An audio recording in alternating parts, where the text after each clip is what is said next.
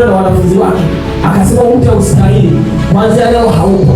Na ndio maana kuna watu wameraniwa, biashara zao zimedumaa miaka na nini, ziko vile vile za kazi, sababu alisema tunda alimkubali akabadilisha vizuri. Ujue mimi haijalishi nimetenda dhambi, haijalishi napitia magumu, haijalishi nimemwacha Yesu, leo Yesu yuko ndani mwangu, yuko nyumbani kwangu. Yesu akatufuata.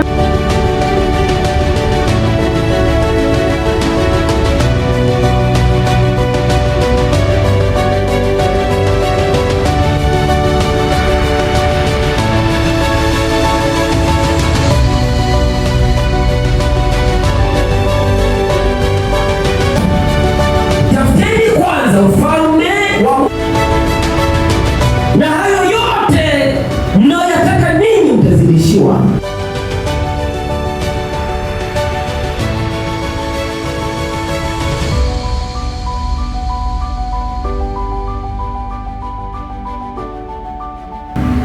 Nguvu haipo, kurogana kupo, mtarogana tu.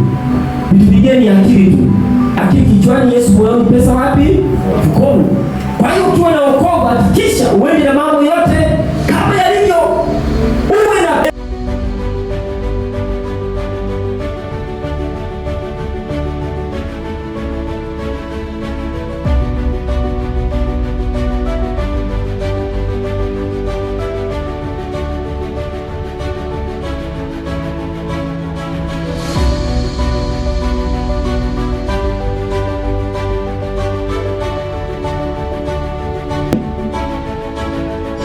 alipoondoka ndani mwake, mabaya yote akamwingilia.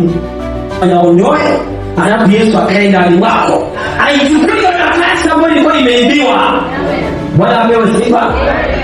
Na ukiandae mwezi wa 3 kati ya mwezi wa 3 mwezi wa 4. Kwa Bwana kongamano la siku na ndio kutema hiyo wale nuru.